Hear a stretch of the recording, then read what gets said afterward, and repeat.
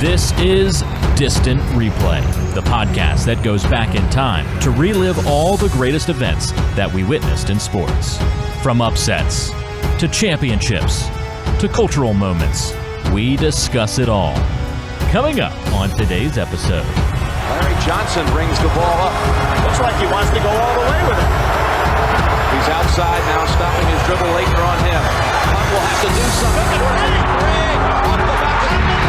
Hurley's got it. Duke has done it. Duke has upset UNLV.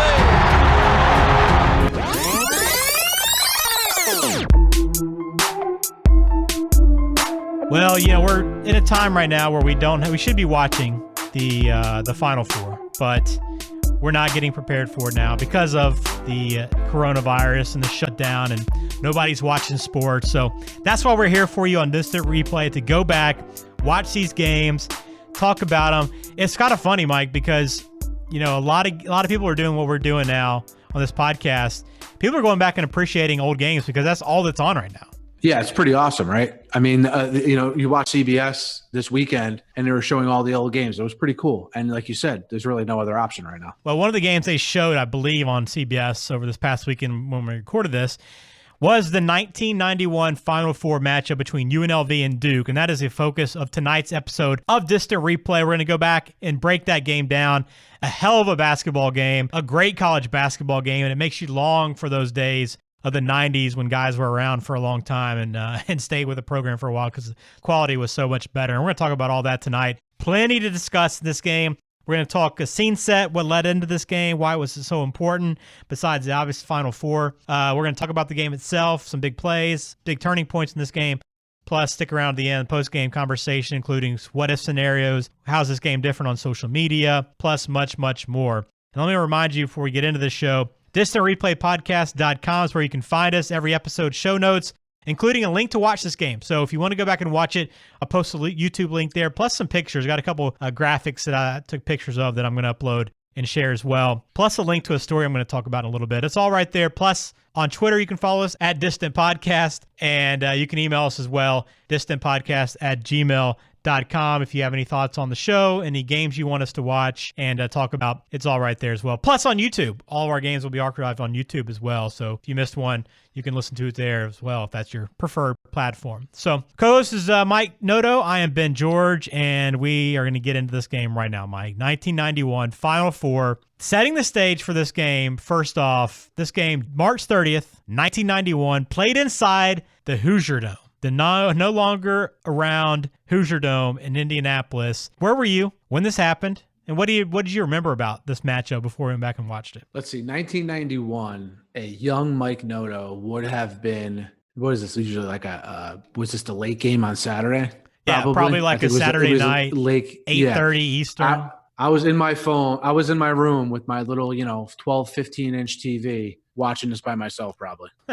Probably so. I think that's probably me too, as well. I would believe that's how I was watching it is, but I do remember this one. I mean, I don't remember a lot of the specifics, but I remember how big this game was, how important this game was, and really how this kind of began the Duke dynasty as we know it. They had been obviously really good leading into this game, but this was the special team that really put it all together and won first of two national championships. That's what I really remember about this game. But let's set the scene for this one, Mike, because this was a huge matchup and one of the great college basketball games, tournament games, Final Four games, really of our lifetime when you go back and think about it. UNLV 34-0 going into this game. UNLV was the defending national champion, but you look at this season and how good this UNLV team was. Not only have they won every single game, there's only 2 games on their schedule that they won by single digits. Every other game was a double-digit win or blowout, including a game in their conference tournament that they held a team to 29 points in the conference tournament. So this is a huge game for them, a chance to make history. This UNLV team was pretty special heading into this game. Yep, and let's not forget, which we'll get to in a little bit, coming off the championship the year before in which they crushed Duke, which I'm sure we'll get to in a little while. And the UNLV was one of these first teams like a Gonzaga where they didn't play in a great conference, so they always steamrolled through their conference play. And when you had the 2 years, like these 2 years, where UNLV was dominant, regardless of what conference they were in, they were just flat out a team to be reckoned with. This team had everything, and they were thought to be unbeatable. Yeah, and you mentioned that the year before national championship. It was UNLV, who really very, very much the same team the year before. They were blowing out people left and right, including, they scored over 100 points just about in every game, including the national championship. They won 103-73, a 30-point national championship win, and that's really unprecedented. I don't know that we've seen that since then. Can you think of another national championship game in this sport that was that lopsided or even close to that? Not off the top of my head until – well, the Duke one against Michigan, they beat Michigan by 20. Yeah. And it was a pretty dominant win. But no, these NCAA tournament games, go back to what you said before, these NCAA tournament Final Four and championship games, I think a lot of times we don't have very experienced teams in these games anymore. Like the rosters are not that experienced. And if they are, they're not as talented top to bottom. And I think that leads to, some of the games we end up with now. But this game, I mean, there was no shortage of talent on the floor, experience on the floor at every position for each team. Yeah, we're going to get to the rosters in just a second. I got another backstory I want to give you in this game. So not only is this Duke playing in a back-to-back national championship or chance to play in back-to-back national championships, this is their fourth straight Final Four as well. So they'd been playing pretty well. But let me tell you the backstory on why this was so important too for UNLV. Do you remember the NCAA sanctions that were handed out to UNLV during this time period under Jerry Tarkanian? I know they had sanctions, but I don't remember the details. Fill me in. Okay. So I went back and watched because either they had mentioned it briefly in the telecast or some research kind of led me down the wormhole. But I came across this story on the Daily Press, I think it's out of Virginia. And the headline was NCAA's call on UNLV makes no sense. So I went back and read it. And I'm going to link this in our show notes because this story with this column was so great. It was written in the middle of this season. It was before they got to the Final Four, before we knew what UNLV was going to do for the season. This was written. And it was great because, here, let me read you a couple lines from this thing, Mike, because this is outstanding. Here's one line from it. In the NCAA's eyes, Tarkanian is Saddam Hussein with the recruiting budget. Okay, Oof. That's one line. Okay, thinking about it now, no coach has ever caused the NCAA such embarrassment and frustration. Another line: such contempt makes the NCAA's ruling on the surface appears contradictory as Ronald Reagan's decision to sell weapons to Iran. But unlike Reagan, the NCAA has some method to its madness. Okay, so This guy who wrote this, David Teal, I don't know if he's still around or not, but he caught my attention early on in this. But to give you a little backstory, so this happened in the 70s, late 70s. Tarkanian was hit 1977. He was hit with a ban from the NCAA, suspension, but he wanted to appeal it, and this long legal process, Mike, that lasted pretty much like throughout the 80s. A few years before this, they handed down a ruling on it. But basically what happens is they were going to ban UNLV from the 1991 tournament. But UNLV decided to appeal it, and they voluntarily accepted their 92 sanctions, which included being ineligible for the 92 tournament and being banned from live television, which was a sanction that you would never see anymore. But it was a big sanction in the 90s for the NCAA, is banning a team from TV because it was hard to get on TV and it meant so much in terms of revenue and exposure. But they decided to let them play 1991's tournament, and that was a huge, huge issue at the time. And a lot of people, obviously, based on this column itself, was crazy because the NCAA announced this tournament ban after Johnson and Augmon decided to come back for their year. So this was like right after they won their national championship in 90. They decided to ban them for 91, but they appealed it, and I guess it got overturned, and they had the chance to play for this national championship, knowing that 92 was just going to be a disaster of a season because they had nothing to play for at all. So this was a huge game and a huge season for UNLV and for Tark. Wow, very interesting. I did not, I'll be honest with you, I knew they had sanctions shortly after this game, obviously, but I did not realize that was the backstory. And just so you know, when we talk about Tarkanian, his relationship with the NCAA was a lot like Al Davis's relationship with the NFL, just always contentious. And Tark was a very successful coach. Mm-hmm. Coming into this game, he was going for a 600th win in this game. And at the time this game was played, he had the second most wins of any active coach in the NCAA. So we're not talking about some fly-by-night coach who did some shady stuff. We're talking about a guy who might have done some shady stuff, but he was a coach, a powerhouse coach for a very long period of time. Yeah, and you mentioned that contentious relationship, and that's what kind of led to the NCAA wanting to lay the hammer down on UNLV. He was cited back in that 77 after the fall for recruiting violations, he was ordered to be suspended. The NCAA ordered the school to suspend Tarkanian, and he never missed a single game. So that was a relationship. He was basically like, nah, I'm not going to do it. And he was kind of ahead of his time, because that's kind of how a lot of people and coaches approach things now, is like, nah, not unless I'm absolutely forced to do it. I'm going to deny everything to the very end, and you're going to have to force me to do these things. You don't have the power you think you have. The NCAA was much more powerful at this point, and this is why, this case even went up to the Supreme Court in terms of whether or not he had his due process in this case. But a lot of backstory to this, and I'm going to link it because you should definitely go back and read this column. It's outstanding writing and just so intriguing when you have all the political events happening in that day being tied into him. But, this is a program that pulled in a lot of guys, and there was a lot of kind of questionable behavior, including a guy that was on the team named Lloyd Daniels. He was a guy that played for UNLV. I don't remember if he's on this team or not, but he was a guy that was recorded on videotape. He wasn't on this team. He was before this. By police, Mike, in a Las Vegas crack house, okay, while he was on the team at UNLV during that time. So there's a lot going on there, but to your point on Tarkanian, he was a very likable coach for, I think, a lot of people. I mean, I grew up, he would have the towel. He always was chewing the towel, biting the towel.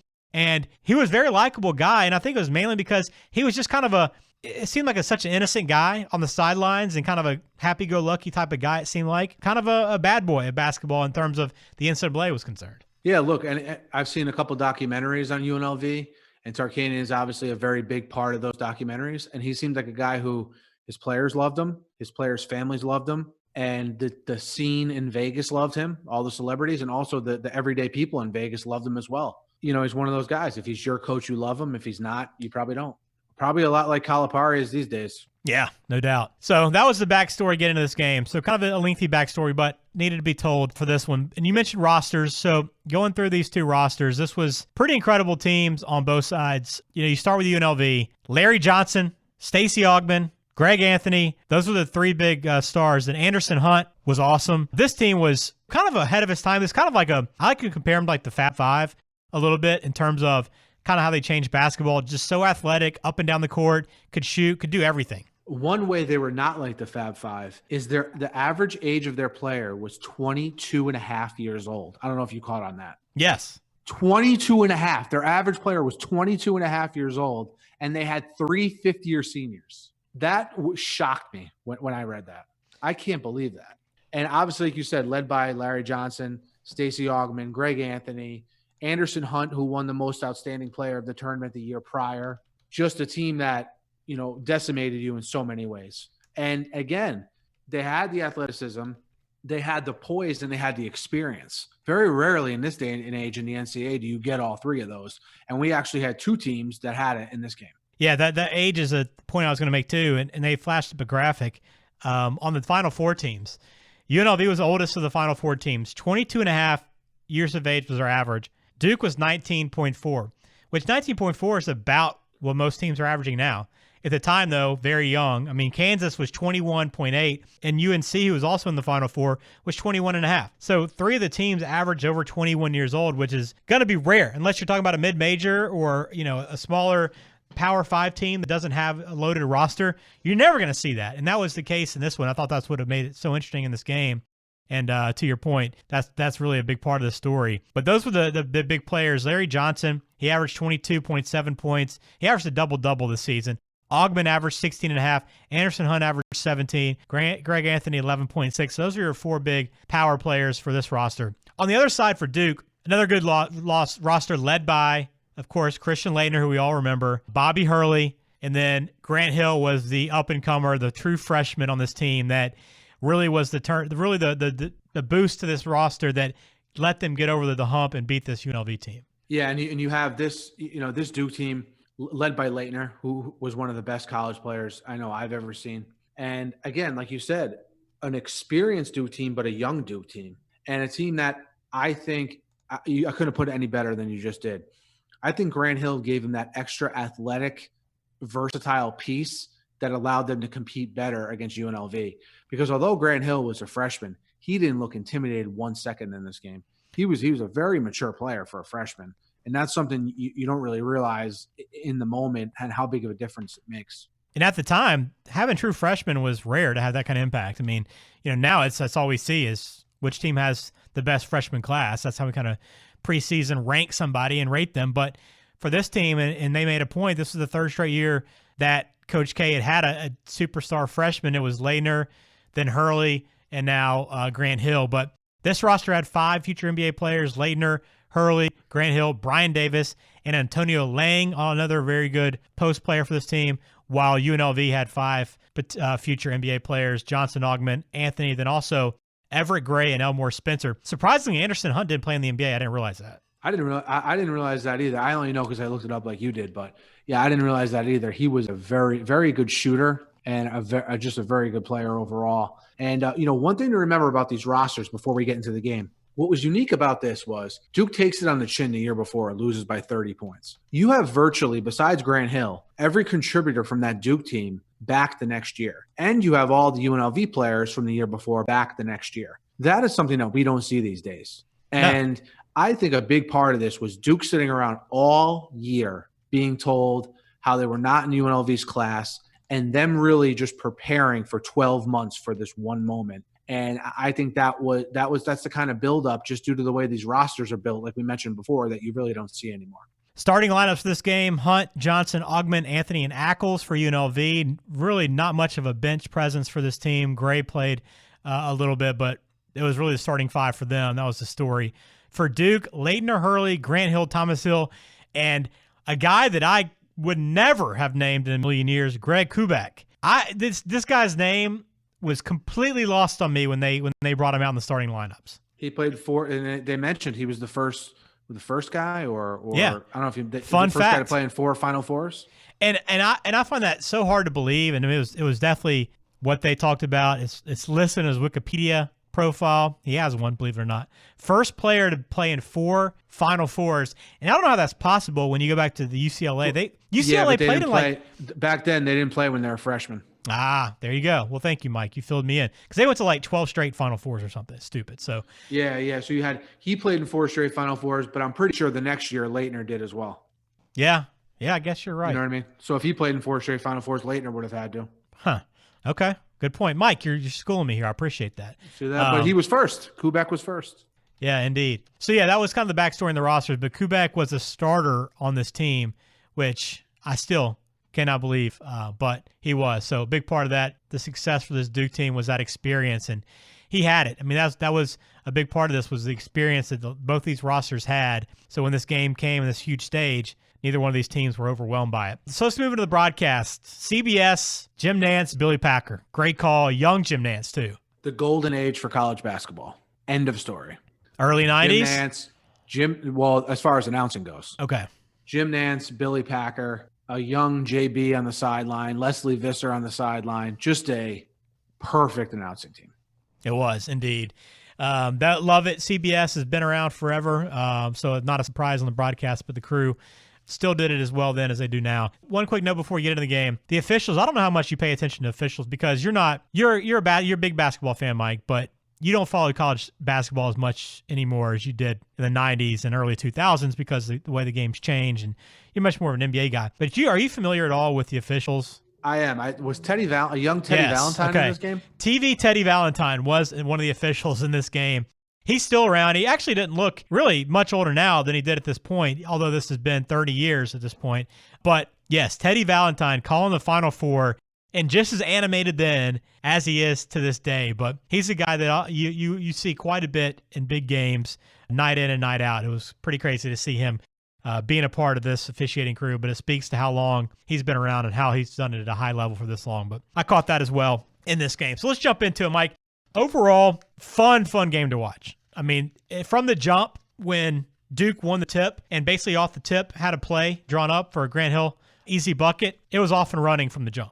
Yeah, I thought that was a big part in this game and how it played out. Was in the pregame, you had Nantz and Packer going a lot into how UNLV specialized in jumping on teams, whether it was at the first couple minutes of the second half or during spurts in the first half. They jumped on teams early and sort of took them by surprise. And I thought that's why the start of this game was so big for Duke. I mean, I think they went something like 4 for 4 or 5 for 5 to start the game. And I thought Grant Hill got established early. And you went into the first TV timeout, and Duke was already up 15-8. Yeah, and they were up 15-6 even before that. And, they looked to be in control. But, look, UNLV, been here, done that, 34-0, used to blowing out teams. Took the first punch, but came back, took a 23-20 lead. So this team settled in. But the cool thing about watching this game was just how good each team was, hitting shots, hitting open jumpers, mid-range, in the paint, outside, hitting threes. I mean, just all around, early on in this game was so much fun to watch. Yeah, I have in my notes, very well-played game, clean game. I mean, UNLV, 12 of their first 18 points were on putbacks, which is one of their staples, hitting the offensive boards. Yep. You had the big players for Duke playing big. I mean, Laettner had 20 in the first half, and Laettner and Hill combined for their first 15 points. And just overall, like you said, when you have the continuity in the rosters, it's not rocket science, right? If you have continuity in the rosters and you have good players on those rosters, the games are generally better played. And you know me, we talk about this all the time off the podcast, how I've really soured on college basketball because I don't think the teams are that good. And you're sitting around watching 60-55 game with players who aren't that good. Yeah. No, I've heard it plenty. So in a game like this, that ends up being a 2-point game, every play is a big play. And so point out some of the big plays that have maybe an impact on the way this outcome finishes. But there's a couple questionable calls, but one big play in the first half was an offensive goaltending by Gray of UNLV on a layup that Greg Anthony hits. It's bouncing inside the cylinder, about to fall through, and he kind of reaches in and taps it in. I mean, it was a very small play, but in the outcome, it was such a kind of a boneheaded decision on his part that those 2 points is the difference. Yeah, and it was one of those plays where typically when a guy goes up for an offensive rebound like that, he knows enough not to touch it. It was sort of weird that he even did touch it. Yeah, it was. So that first half, the other thing that I noticed and picked up on was it was crazy. We talk about how, watching these games in this era, even I guess further back than maybe 15 years ago, you didn't have the score on the screen all the time or the time. But in this game, I mean, there would be multiple possessions, even after made baskets when they wouldn't put the score up. It was tough to watch in that regard where you'd go 3 or 4 minutes, it felt like, without knowing kind of where the score was, what point in the game we were in. Yeah, I think it was just the era, right? Because remember when we did the Giants and the Bills game? Right. Super Bowl. And they never had the time left in the game up on the screen. Same kind of thing. It's crazy to think that, you're sitting there watching a game and you don't know how much time is left. It's ridiculous. But that was the way we used to watch sports back then. So 43-41 at half, UNLV was leading. Great first half, back and forth. Story of the first half, Laettner had 20. Greg Anthony had 15. Those were the two stars in this game, really, for the most part, but especially in the first half. So any other thoughts on the first half before we go to the second half? No, I mean, what I thought, my main takeaway from the first half was UNLV, if not for those second chance points, would have been in a lot tougher spot. But I thought, hey, look, they took Duke's best shot, and they're still only it's still only a 2-point game. Yeah, and to your point, when you watch this game back, that was one thing that CBS hammered home was the offensive rebounds and offensive second chance points, the discrepancy there, because, I mean, it was like 13-0 UNLV in terms of points, right? I mean, it was pretty significant difference. And if UNLV, to your credit, had not had any of those offensive rebounds or had kind of limited that, then it would have been a pretty comfortable Duke lead, at least as comfortable as anybody had against UNLV up to that point. Exactly.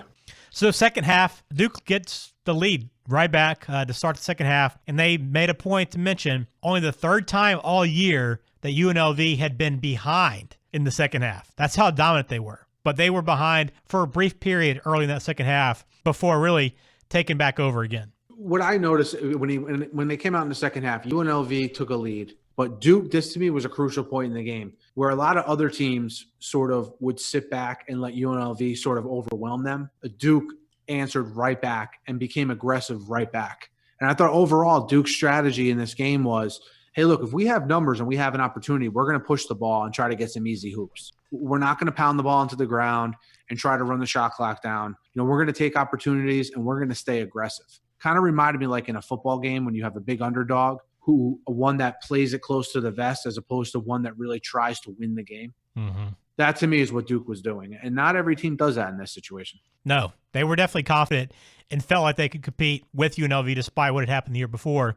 And this second half also was really the Anderson Hunt show for UNLV. I mean, this guy played at such a high level. He had such a smooth stroke from the outside, but was getting to the basket, was doing a little bit of everything. He was really the star of the second half for UNLV. And he really kind of had to, because I don't know if it was all Duke, but Duke did a really good job of limiting Larry Johnson. You know, they did a good job defensively. They would front him, and they'd also have a guy kind of behind him to limit that pass over the top. And he didn't have a lot of opportunities, and they needed the perimeter guys to step up, and that's where Anderson, Hunt, and Greg Anthony were pivotal in this game, because had they not been playing well and hitting shots, this could have been a Duke runaway.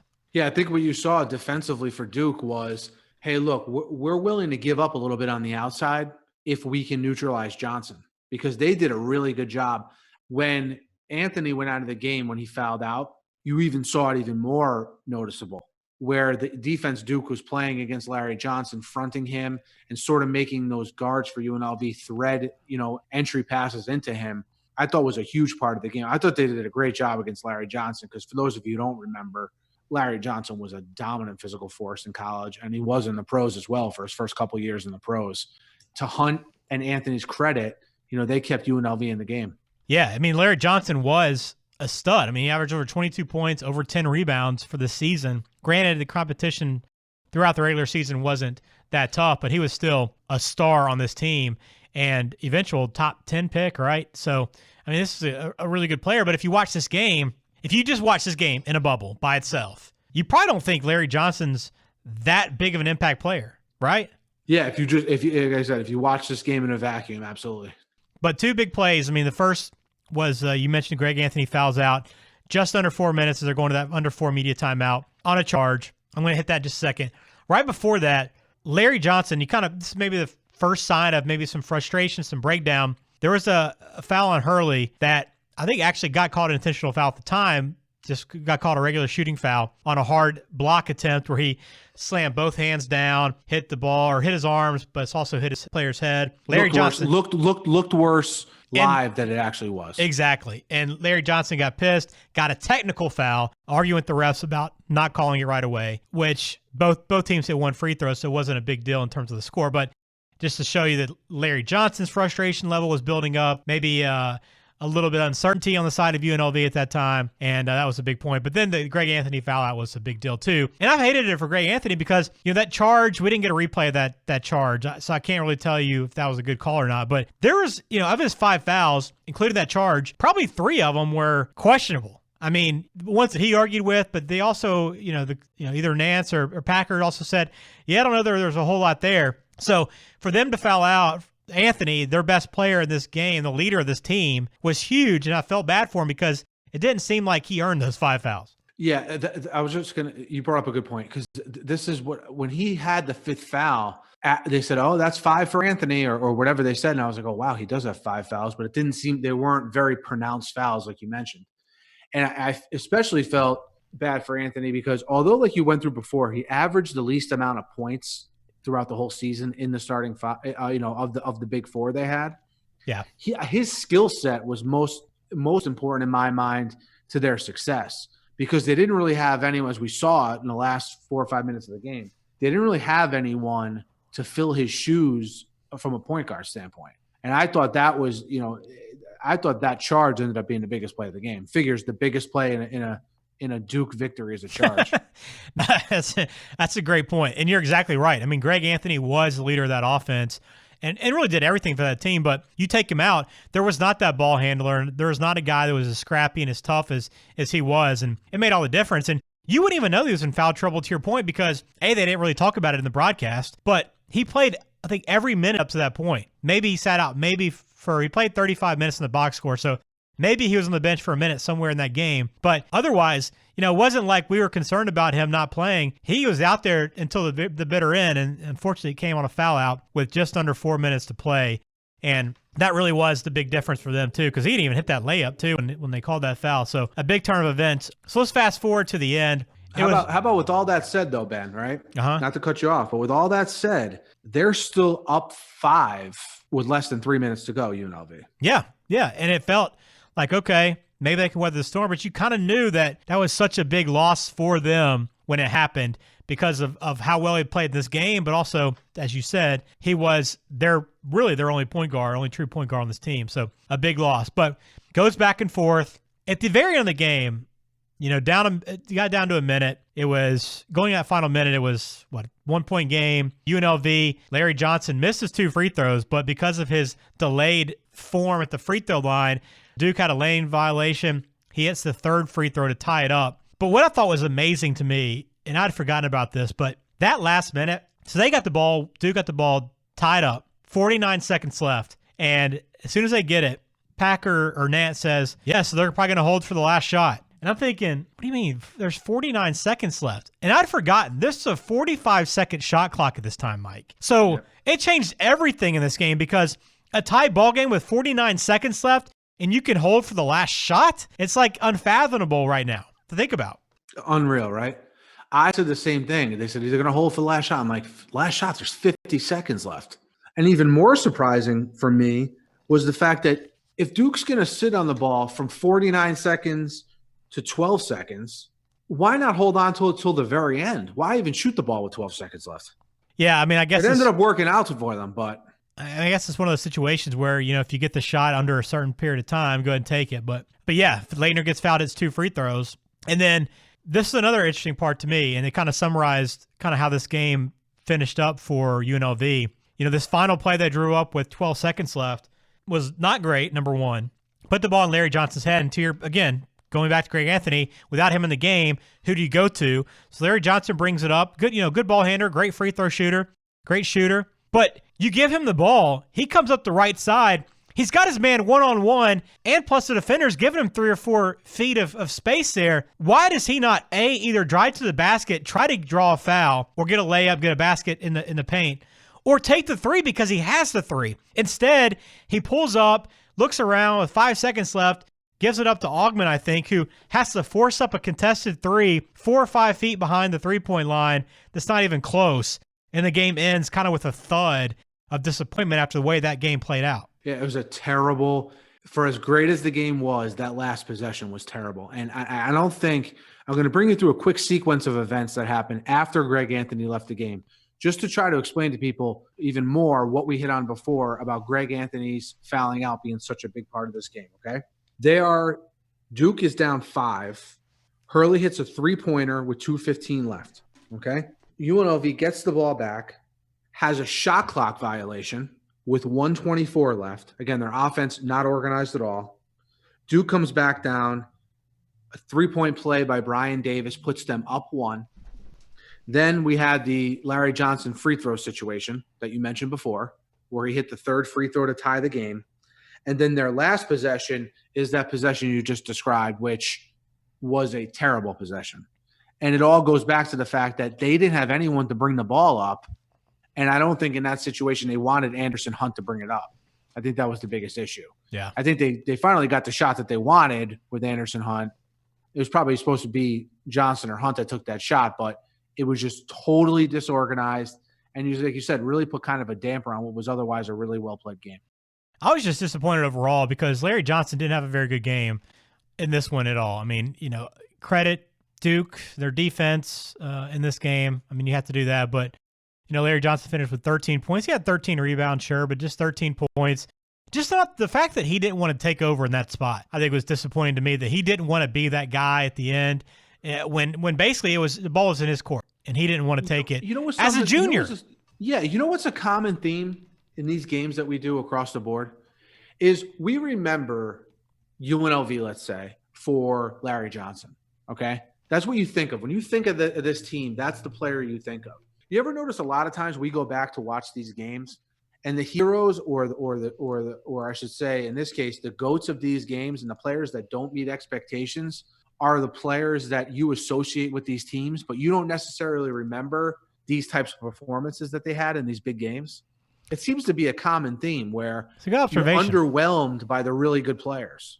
No, I think that's a good point. I mean, I guess it speaks to us as fans taking in their entire career, and that outweighs the moment. But you're right. I mean, there's a lot of times we watch these games and the guys we expect to have big games and think are going to have a bigger impact, they don't. And that was the case in this one. But, I mean, when I think back of this team, too, I mean, I do think Larry Johnson, but also think Augmon, Stretch, that's what they called him, him and Anthony. This team was just so athletic and fun to watch up and down the court. Style of play was just so exciting. The Runnin Rebels, I mean, that's who they were in this game, but it just wasn't enough in this one. But the other thing about this final minute that I thought was just amazing to me now with the way we watch college basketball, especially on CBS, this final minute played out about a minute in real time. I mean, it was not only the 45-second shot clock, but there wasn't this obsessive amount of timeouts. There wasn't, hey, let's squeeze in a commercial break, any opportunity we can get. I mean, the game played out, and you watched it finish without all these interruptions and distractions. It's like the guys just played, and you got to watch it, and it happened. The ending kind of sucked, but you know what? We got to enjoy it as it was meant to be and not with all the interruptions. From a viewer standpoint, from a fan viewer standpoint on television, I agree. A lot more enjoyable to watch than it probably would have been in this day and age. I 100% agree. Yeah. And that, again, is another common theme when we go back and watch these games, let's say from 2000 and earlier. Absolutely. So this game finished up. Duke was your winner in this game. 2-point victory, 79-77 inside the Hoosier Dome in Indianapolis to win this semifinal game and go on to face Kansas in the national championship. So let's move into the postgame. Major takeaways from this game. I'll start. First off, lack of replay I thought was huge for me in this game. I mean, we live in an age of television where there's, 50 cameras for a game like this now, when there was probably like 8, maybe tops for this game. But the fact that there was a limited amount of replays, like some of the big moments, some of the big fouls or questionable foul calls, some of the big maybe made buckets were replayed, but there was such a lack of replay that I was like, man, I want to see what happened there, that we just never saw it. Did you notice that? Yeah, the only 2 replays I can think of were the one on the goaltend that we talked about before for the UNLV player, and then the charge on Anthony when he fouled out. Those are the only 2 replays I could even remember. Yeah, there were not many at all. There's a replay of Tark on the sideline with his towel over his head. There was a replay of that. But you bring up a good point. College basketball, back then, I think it was even more so. It's kind of like college football these days, where a lot of the focus was on the coaches. The coaches were the big ticket, whatever you want to call it. Yeah, there was. One other one I had was, and we kind of touched on it all game, but just how much better college basketball was then in terms of where it is now. And a lot of that was the players sticking around and whatnot. But just watching that game, I mean, like a lot of times you go back and watch sports, you think, okay, it's going to be outdated, it's going to be a little bit slower, it's not going to be as fun to watch as it is now. The game's evolved so much more. But to me, I mean, college basketball is still fun to watch, but has it taken a step back from where it was then, Mike? It definitely has. And this is not a get off my lawn kind of moment for me and Ben. Go watch the game. I really implore you to go watch the game and see what we're talking about, because, and again, it gets back to what we were talking about this whole podcast so far, is these players knew each other. They grew up with each other. They played in the same system for 2 or 3 or 4 years, and they had just a good rapport with each other. They knew where each other were going to be. It led to better offense and defense. I mean, even in terms of team fouls and things of that nature. And again, a very common theme of college basketball of this era. Yep, no doubt. So what if? So these are scenarios we talk about, if the ball bounces a different way, if an outcome goes the opposite way, how does it change things? Let me start with this one. Having now living now in the triangle between Durham and Chapel Hill, the big talk is that, these 2 programs have never met in the NCAA tournament. But what if UNC wins that game, just in a couple hours before this one tipped off against Kansas, and which I haven't gone back and watched, but they talk about the game in which Dean Smith gets ejected, having 2 technicals. But we were literally just a game away from maybe one of the all-time greatest college basketball championship games that we'll ever see, but it fell just short. That's a great one. And I couldn't believe when they said Dean. I had no recollection of Dean Smith ever getting kicked out of a Final Four game. Yeah. I think this game overwhelmed that game so much, even in the moment. What if I had was getting back to Duke for a second and legacies. You have to remember, up till this point, now they would go on to win the national championship 2 nights later here. But you have no national championships for Coach K. Now this was his 11th year at Duke, I believe.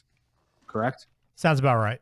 Yeah, no national championships as of yet. Coming off a national championship game where they lost by 30 points. And they had good teams. They had good teams in the 80s with Coach K, and obviously now this run with Laettner and Hurley.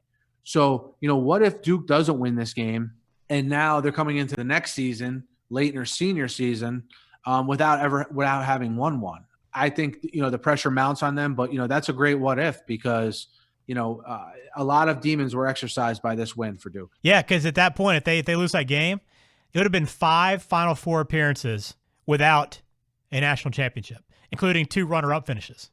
So, yeah, to your point, that would have been a different story. And, you probably would have had everybody come back for that roster, and they would have had a really good chance to win it again no matter what the next year, because the team was even better, especially when you judge them against all of college basketball. But, yeah, if they don't win that game, who knows? 0 for 5 for Coach K would have been the story coming out of that one. Let me throw something else at you too, okay? So when we think of Tark, right, what if UNLV does win this game, win the national championship? I know for me, when I think of Tarkanian, I think of the sanctions. Do we not think of the sanctions first when we think of Tarkanian if he wins the second national championship? Probably not. I mean, I don't know how many people, if you ask, I mean, we know, because this was kind of in our, growing up, our youth, like we remember everything about sports because we loved it. But I mean, how many people now do you think you ask them about Tark, or they're like, yeah, that guy was dirty? I mean, I don't know. I mean, I don't even mean people, that haven't watched, that are younger than 30 even would even know who Tark was, to be honest with you. Yeah. I guess I'm comparing him. I compare him in my mind a lot to Calipari, but yeah. I think Calipari has a much bigger profile. I think you're right. Yeah, maybe. I know for Calipari, he could win 3 more national championships, and I like Calipari, but I think the first thing anyone thinks of when they think of him is the sanctions. Yeah. Well, he had 2 Final Fours removed from his record. I mean, already. So yeah, that's maybe why. I got one more what if for you, Mike.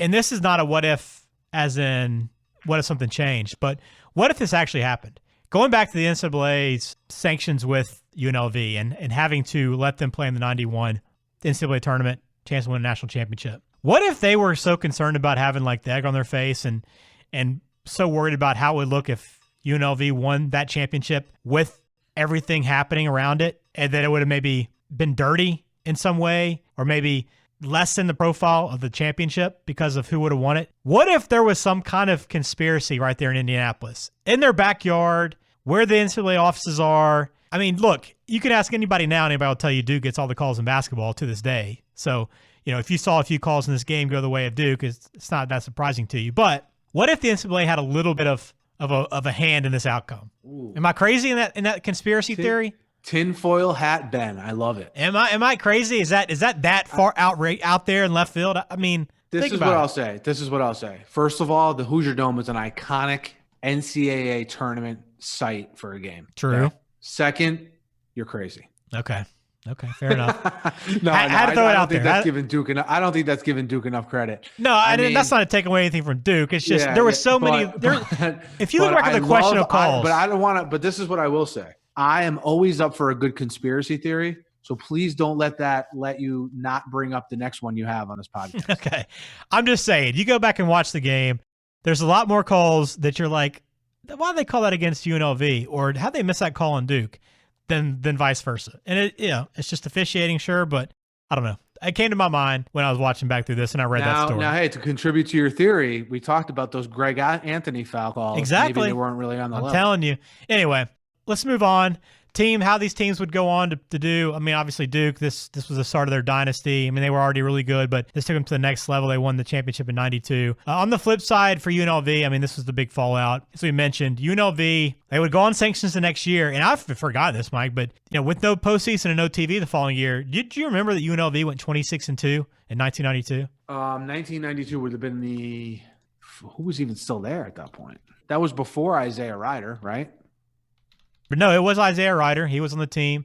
Oh, okay. Elmore Spencer, Dexter Boney. I don't remember him, but he went on to play in the NBA. And Everett Gray was on that team. Melvin Love. Oh, wow. No, I had no idea. Yeah, so still a very good team. But UNLV, again, the fallout. But beyond that, Tarkanian, he was forced out after that 1992 season because he was already in kind of hot water with administration at UNLV with all the NCAA stuff going on. And I'd forgotten with Tark, you go back and look at his career. Do you remember him coaching the Spurs for a year? If I'm not mistaken, he coached the Spurs and they were terrible, weren't they? Yeah, so he didn't coach him for a year. I kind of set you up with that question. He coached him for 20 games. Started off 9-11. He went to them the year after UNLV. Spurs hired him. He had a kind of argument with the Spurs front office on who the roster management. He wasn't happy with the guards they had on that team, but started 9-11 and he was fired. But he coached the Spurs for 20 games. And I do not remember that part of his career. But he wound up at Fresno State, came back to college basketball a couple years later, and coached there from 95 to 2002. And had a nice little run. Nothing like UNLV, but still had a solid career there. Interesting. Yeah, I remember the Spurs vaguely, but not the specifics were a little vague. Yeah. And UNLV only went to 8 more NCAA tournament appearances from that time up until now when we're recording this in 2020. So that program, if you watch basketball now, you probably don't think much of that program at all, but UNLV was kind of like your Miami Hurricanes in college football at that time, Mike. Like the hot team to really pull for. You got the UNLV starter jacket, starter hat, and you kind of try to mimic what those guys were doing. Yeah, picture if Gonzaga played with an edge and was interesting. Yeah. Well, there, right? yeah. Game's always on at midnight. They're playing a crappy team. You know they're going to win, but you're kind of just watching to see how much they're going to win by.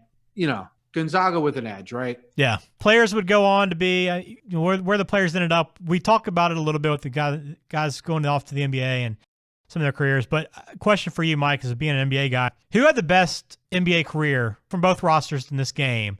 Who was that best NBA player? I'd probably give it Grant Hill.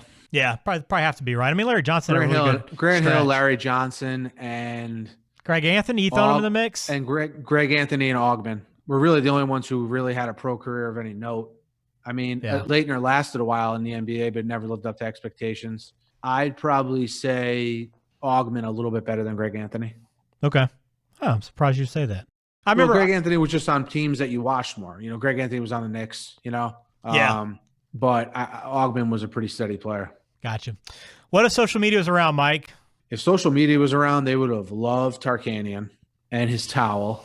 I'm sure that would have been worked into some meme somehow. I mean, look, we know that the Duke teams of this era were hated, especially Christian Laettner, and there wasn't even social media. So I think if you put this team and transport it back, if there was social media back then, I think people are just all over Laettner. Yeah, definitely. I think to your point, I didn't think about Tark, but he's a very memeable coach. He would be the meme from this tournament, no doubt. And probably during this era, he would have been all over it. He would have been a great social media coach. A lot of good sound bites, a lot of good reactions, got a great personality. He'd have been even more higher profile during this time if social media was around. For sure. Good point. Some outdated takeaways before we wrap up the conversation. I got a few from this game. First off, the thing that blew my mind watching this game was they blocked off the first 5 or 6 rows on both sidelines for the media. It was press row, basically what you could see on TV. And how in the world did they ever give the media that access? I guess that's before money became the driving force in all of college athletics. But I had forgotten. I don't even really remember seeing, maybe I didn't pay attention, but notice it as a young kid. But the fact that media had those prime positions amazes me now. It does, yeah. I honestly did not even notice that. You didn't even notice that? No, I didn't, but that is a very outdated thing because the media is normally up in boxes these days, aren't they? Yeah, and like in some of these venues for national championships, they might even have a section in like the upper deck corner, like just regular seats turned into tables, but so far away from the game. But this was truly the best seat in the house. I'm gonna put a picture in the show notes because I took a picture from like an aerial shot of the dome, and you could see what I'm talking about. Pretty crazy. That was my first one. Another outdated was college basketball being played in these true dome stadiums. A lot of the stadiums being built now, the indoor stadiums are kind of mixed use. They're a lot closer to the court, but these true dome layouts were quite the spectacle. It was not great for fans, and you had so much empty space in areas of these courts where like tunnels and walkways were. It was really a tough setup, but I guess at the time back then it was really cool to be at a game in a dome. Yeah, really cool to be there, and also just so different than what you associate college gyms with. I mean, just look at these two, where these two teams played in the regular season, right? You have Cameron Indoor Stadium, which I know you're a lot more familiar with than I am, but it looks like they're like sardines packed in there. And you have the Thomas and Mack Center in Vegas, which is still one of the nicer college basketball venues. It's almost like a professional arena. Yeah. But still nothing like I don't know if it's still called the Thomas and Mack, but Yeah, I think it is. Okay, all right. But it's right off the strip there. If you've ever been to Vegas, you've probably seen it. But they're nothing like these big domes. And you're right. They used to have these Final Fours in the Hoosier Dome, the Metrodome, later the Georgia Dome. Yeah. I'm trying to think of what other ones I'm missing, but they used to have them in all these big domes. Yeah, now like, you think about Lucas Oil Stadium, which will host the Final Four some now. I mean, it's a different layout for an indoor venue. A lot of these places are Ford Field. I mean, it's still not a great setup for fans because you're so far from the court in a lot of those seats, but it's just not as unique as it used to be with the way those domes were laid out. The Superdome used to have Superdome. Yeah, they still do. Still around. What do you have any other outdates? I got one more, but I'll let you go if you have something. No, I don't have anything, man. Go ahead. The only other one I had was, promos are so important now, and CBS hammers away their newest sitcom. The only show they promoted this entire game was The Flash. I remember. Was The Flash, because the promo looked so plain. It was like just a generic background with the words The Flash and like large font on the screen. But this show was around for like 2 years. I don't remember this show. I thought it was a new show. Was it a cartoon? No, I think it was an actual. It might have been. I don't remember.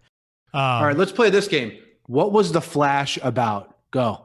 It's about a guy that was fast, right? That's all I got. Yeah, it was about a track star. That's what I was going to say too. Yeah, There we go.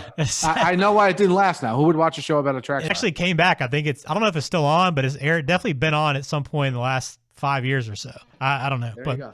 That was the only other thing I knew, or noticed from this game being outdated. But this was a fun one. I mean, and I think we're appreciating it more as we're going back, and many people in this quarantine day and age that we live in right now with the coronavirus, we're watching a lot of these old games again and appreciating them. But this is one that I think everybody should go back and watch, because not only was it one of the biggest basketball games ever played in the tournament with what was on the line and what happened after this game with Duke going on and being what they've been so far, but the fact that this game was played at such a high level with so many good players, it's a must-watch for anybody that is looking for an old game. Yeah, and especially when you're talking about a national semifinal, I can't think of a better one than this off the top of my head. And it's one of those games you have to go back and watch to appreciate, just because of how high level the play was. Absolutely. From every player on the court. Yeah, all across the board. A lot of fun to watch. So, well, Mike, I appreciate it. Let me give you a couple housekeeping notes. Again, subscribe when you can, please. Apple Podcasts, Google Podcasts, Spotify, wherever it is. Please subscribe, and you'll have the next one delivered right to you. Plus, you can find us online at distantreplaypodcast.com. There you'll find show notes, and you'll have a link to this game so you can watch it in its entirety, plus a couple other things that I mentioned, like that story on the UNLV sanctions. Email us, distantpodcast@gmail.com, and on Twitter, distantpodcast there as well, plus YouTube. You can find all of our shows there. So I think that covers it, Mike. Appreciate the time, man. This was fun. This was a great game to go back on. Yeah, for sure, man. This really brought me back. Again, for me, what I consider to be the golden age of college basketball. Yeah, no doubt. So thanks for joining us on Distant Replay. We will catch you again on the next episode.